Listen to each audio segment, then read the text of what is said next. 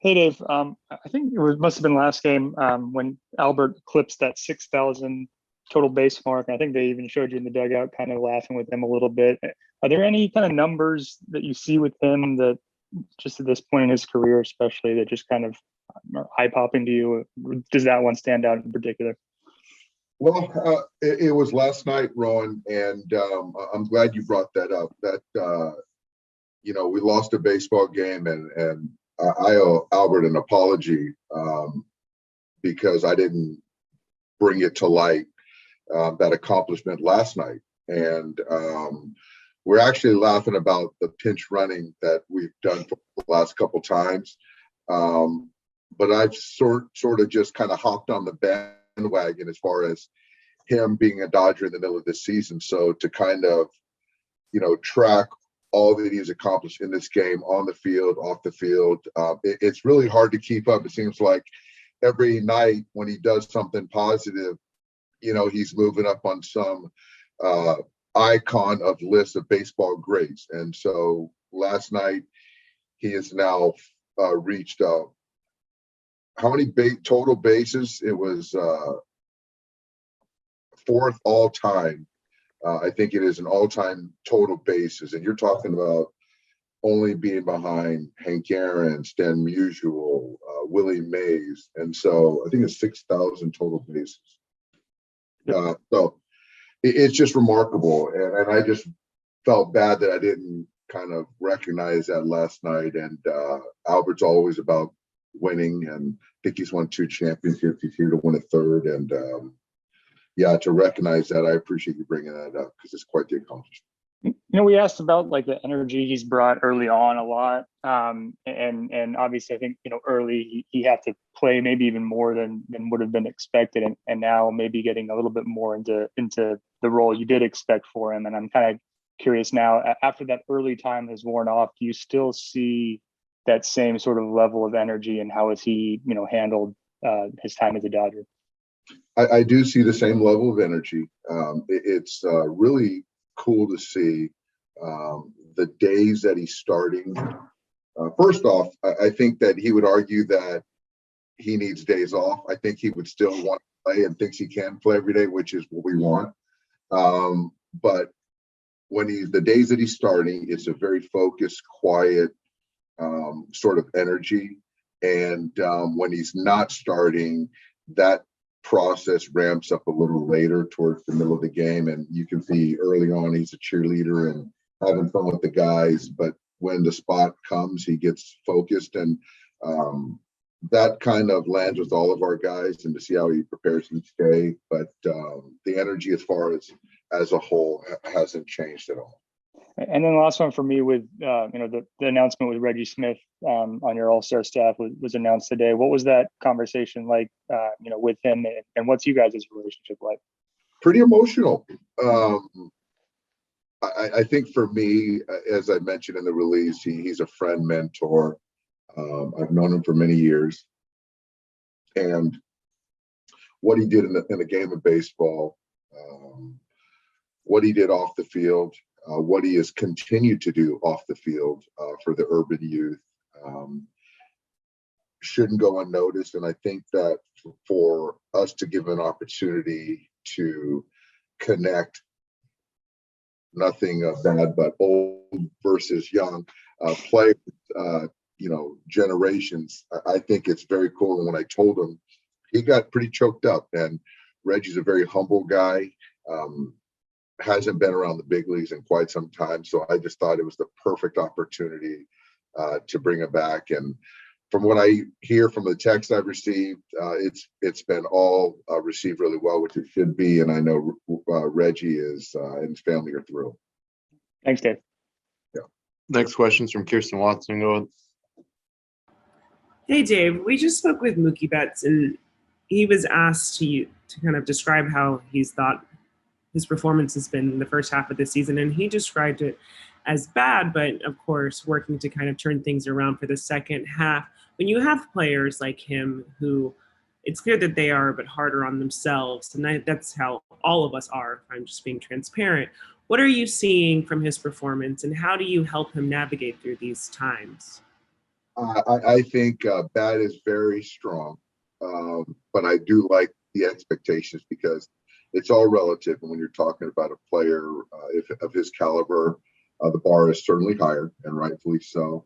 But what I will say is a lot of the things that us as an organization value as far as overall ball player, things that are under the hood, things that really kind of project and see, how we see the rest of the season playing out are all really good. They line up.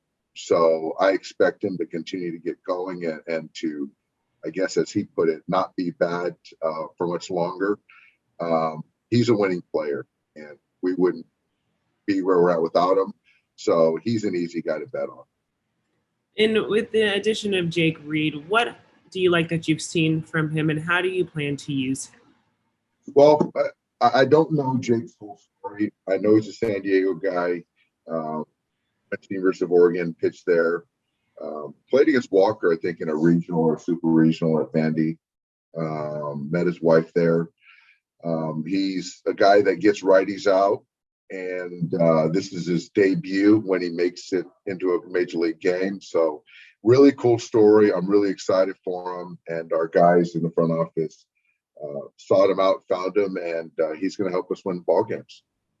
And then just to confirm, I did see that you had shared that the plan is to have the bullpen game tomorrow. Is that correct? And then correct. And, it'll just kind of keep Julio with the extra day, get played an extra day when we go into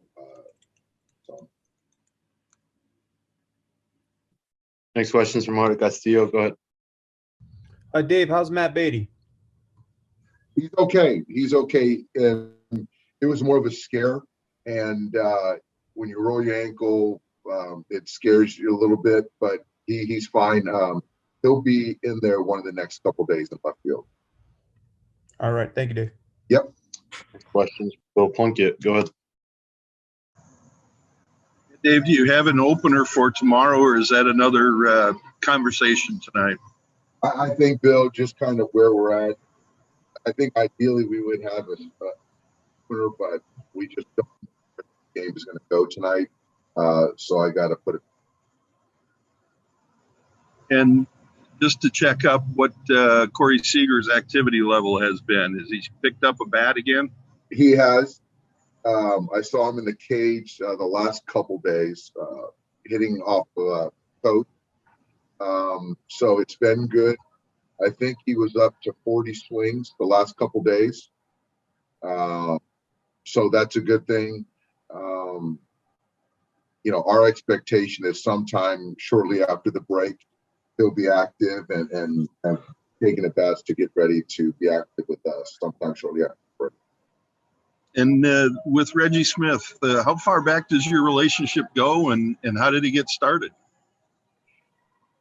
I think I want to say 15 to 17 years, something like that.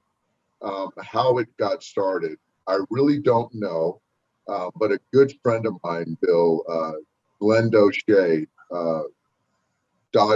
former Dodger camper, fantasy camper, kind of put us all together in a group of friends. And so Reggie and I, obviously with our Dodger ties, being black men, just talking baseball and history. And we just really been talking hitting, and we go on a guys trip every year to Jackson Hole. So we kind of really hit it off. And I just think for me, it just kind of hit me one day where I really felt I wanted him to be a part of the festivities, and the baseball world needed to kind of hear Reggie's story again. And when I told him, it was really emotional. He and his wife Rose are going to be out there in Denver. So I just feel honored and blessed that I could do this for him. Last one's from Nick Grote. Go ahead. Yeah, hey, Dave, Buddy Black is coming up on 2,000 games this week. I don't know if you've ever noticed. He doesn't really like to talk about himself, but I was hoping you could. Is there something that you maybe think has been the key to his longevity? I think the key to Buddy's longevity is his positivity, his love for players. I think probably first is love for players. Love for players, his positivity, and his love for the game.